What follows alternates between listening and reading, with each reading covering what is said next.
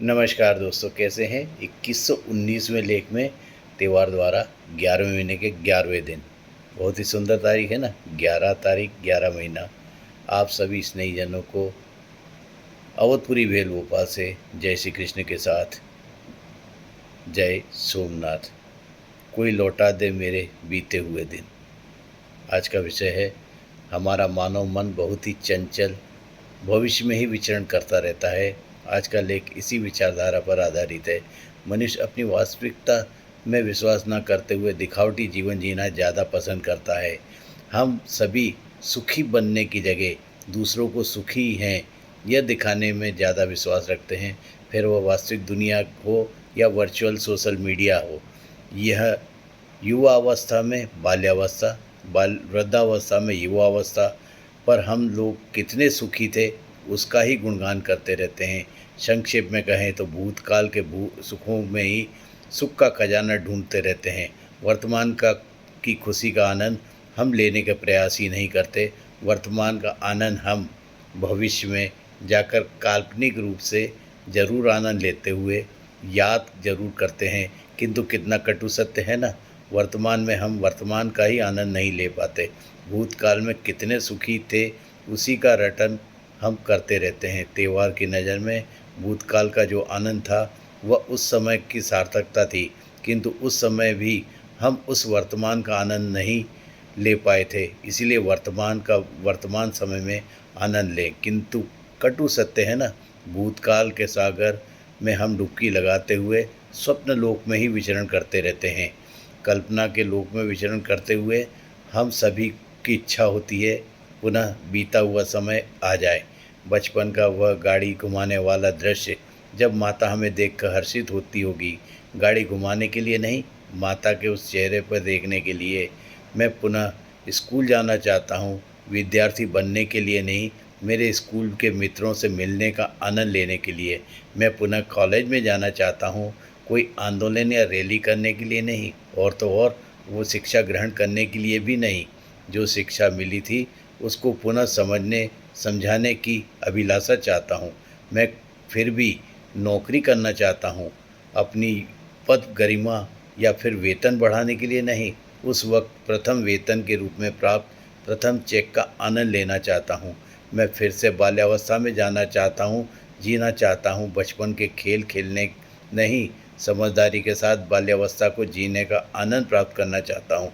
मैं लंबा जीवन चाहता हूँ, लंबा जीवन जीने के लिए नहीं, समाज में जो कभी ना कर सक अभी तक नहीं कर सका, किंतु वास्तविक रूप से यह है ना, जो चला गया पुनः नहीं आ सकता।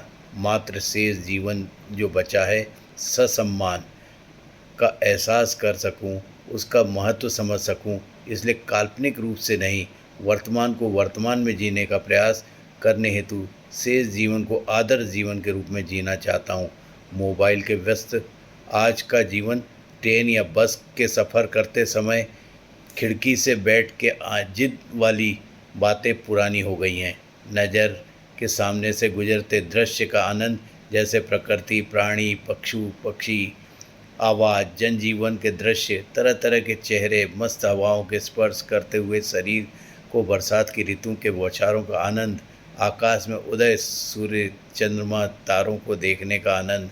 मोबाइल में व्यस्त रहने के कारण हम कहाँ ले पाते हैं, और तो और हम जो वर्तमान में भोजन लेते हैं समय भी उसके स्वाद का आनंद नहीं लेते। वर्तमान समय में तो नाटक फिल्म देखते समय भी हम गीत संगीत को सुनकर के आनंद की प्राप्ति नहीं करते। तब भी हमारे विचारों में दूसरों ही विचार आते रहते हैं। कर्णप्रिय गायन का या सुंदर दृश्य संवाद वाला चलचित्र हमारे सामने से वैसे ही गुजर जाते हैं। प्रेम की अभिव्यक्ति के समय भी उसमें सार्थकता रूपी हमारी उपस्थिति कहाँ होती है। माता पिता संतान के साथ, संतान का माता पिता के साथ, दादा दादी नाना नानी के उपरांत पारिवारिक सदस्यों का छोटे संतानों में प्रेम भाव का ऐसा सामंजस्य उत्पन्न होना चाहिए जिसका जीवन भर सुखद एहसास हमें होता रहे। पड़ोसियों, ऑफिस और कार्यक्षेत्र में हमारे संपर्क में आने वाले समस्त व्यवहारिक लोगों आपको भूल न सके, ऐसा आपका व्यवहार होना चाहिए, जिससे हमको यह पछतावा ना हो सके, मैं वह कार्य करना भूल गया, क्योंकि वर्तमान जीवन तीव्र गति से बदलता जा रहा है। हमारे पूर्वज एक डायरी रखते थे जिसमें लिखते थे, आज मैं कहाँ गया, किससे क्या क्या बात करी, क्या क्या भोजन किया। अपने पारिवारिक रिश्तों को कुछ कुछ समय के उपरांत नियमित मिलने की प्रक्रिया भी लिखते थे। मेरे गांव या शहर में रहने वाले लोगों को समाचार लिखना, वर्ष में 3-4 बार उनसे प्रत्यक्ष रूप से मिलना उनकी डायरी में लिखा होता था। सोमवार की शुभकामना के साथ आप सभी स्नेहीजनों से भी अनुरोध है, डायरी लिखने में आपको आश्चर्य होगा। पूरे दिन भर की घटना आप लिखना प्रारंभ कर लो। सवेरे उठकर क्या क्या किया, फिर क्या क्या बातें करी, स्वल्पाहार में क्या क्या नाश्ता किया, रात्रि के समय क्या क्या भोजन ग्रहण किया। आपको आश्चर्य होगा, 10 घंटे की डायरी में कुछ सुंदर पल जो आपने नोट किए हैं उनकी याद भी 10 घंटे बाद आपको नहीं रहेगी। पिछले सप्ताह की यादें याद करने के लिए पारिवारिक सदस्यों की सहायता लेनी पड़ेगी। इसीलिए प्रत्येक समारोह में कुछ फ़ोटो वीडियो का चलन प्रारंभ हुआ, जिससे पता चले कि पिछली दिवाली या जन्मदिन पर हमने क्या क्या किया था, कैसे कैसे मनाया था। संक्षेप में कहें तो वर्तमान का आनंद हमें वर्तमान में ही ले लेना चाहिए, नहीं तो वीडियो एल्बम में ही देखकर आनंद की अनुभूति लेनी होगी।